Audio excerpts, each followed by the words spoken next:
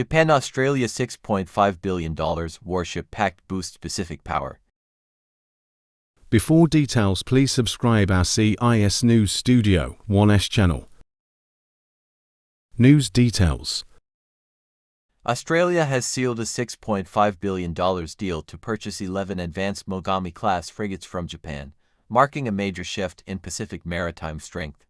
These upgraded stealth warships, built by Mitsubishi Heavy Industries, boast 32 Mk-41 vertical launch cells capable of firing 128 air defense missiles and potentially Tomahawk cruise missiles. With greater firepower, an 11,500-mile range, and a lean crew of just 90, the vessels will enhance Australia's naval capabilities against regional threats, particularly China, while strengthening Japan's role as a leading defense exporter and deepening cooperation within the US-led Quad Alliance.